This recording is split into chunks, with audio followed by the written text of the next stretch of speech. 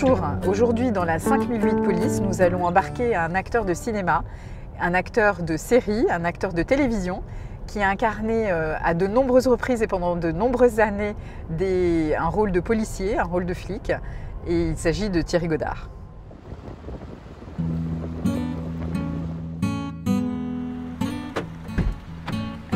Ah super. Bonjour Thierry. Bonjour Sonia. Comment ça va? Ça va, j'attendais le bus depuis 1 heure. Là. Super que tu passes en fait. Nickel. C'était inespéré. La vie est bien faite. Hein. Alors Thierry, où est-ce que je t'embarque? Petite intervention Petite intervention, on verra. Petite perquise tout peut arriver. Ça te fait quoi d'être dans une voiture de police?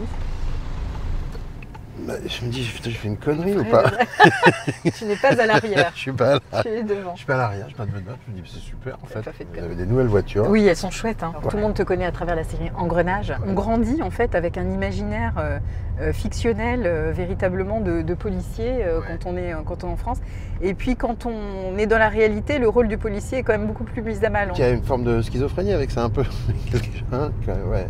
C'est sûr que le flic à la télé, au cinéma fait fantasmer. La chance d'avoir incarné ce flic Gilou pendant 15 ans, ça m'a permis évidemment de me rendre compte d'une réalité du terrain, mais bon, encore une fois, c'est que de la fiction. Mais malgré tout, on a une approche et un regard qui change au fur et à mesure sur ce métier. Voilà. Et on va dire que ma vision un petit peu stéréotypée du flic a changé au fur et à mesure. Alors en quoi elle a changé justement?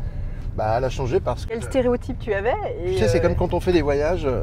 Enfin, voyager, en fait, ça, on va dire, ça rend moins con. Au bout d'un moment, on se rend compte un peu que voilà, les difficultés sont partout dans les pays, que les gens aspirent aux mêmes choses. On est pareil, on a écouté la même musique, on vit les mêmes choses, on est pareil à un moment donné. Et puis aussi, je pense qu'il y a plein de flics qui démarrent ce métier avec un sens... c'est des gens qui le font pour les bonnes raisons, qui ont envie de servir les gens, de les protéger.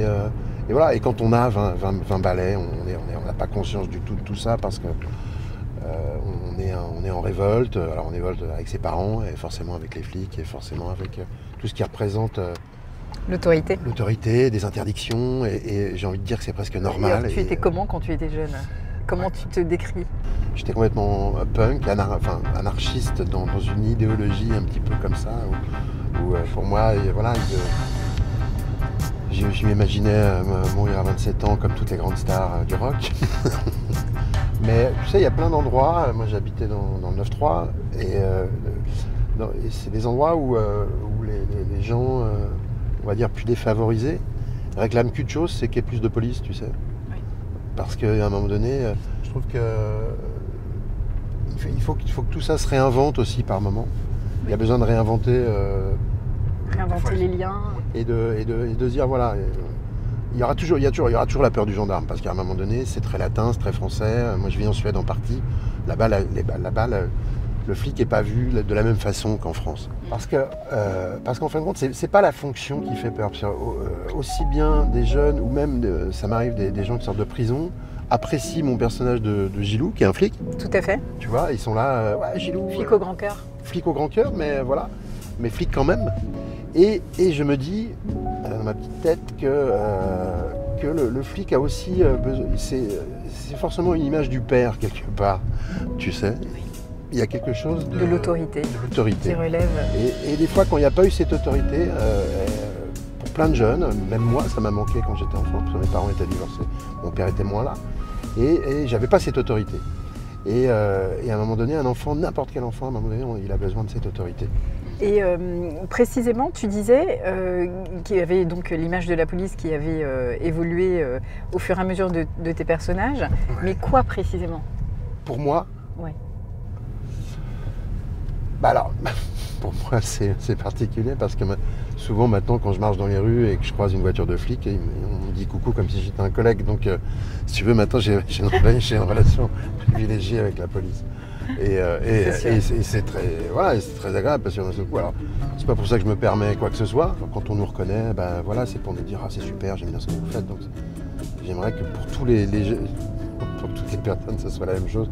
Qu'on sorte de chez soi et dire ah, j'adore comment vous faites les ménages, j'adore, je vous ai vu à Franprix, vous faisiez les courses, c'était formidable.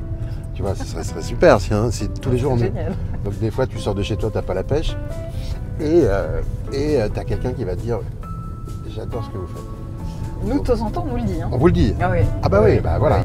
Alors écoute, tu m'as demandé pourquoi pas te montrer l'arène. Et on y arrive. Alors je vais te déposer. Wow. Alors écoute, tu as beaucoup de chance parce que là, je te dépose sur la place d'armes Wow. du raid, D'accord. qui est quand même assez emblématique. Et voilà, je vais te laisser... Je laisse là, je descends et aller je faire vais un m'entraîner tour. en fait. Aller t'entraîner dans la super salle de sport qui Super. est dans l'ancienne chapelle J'adore. des Sacrés-Livrés. J'adore.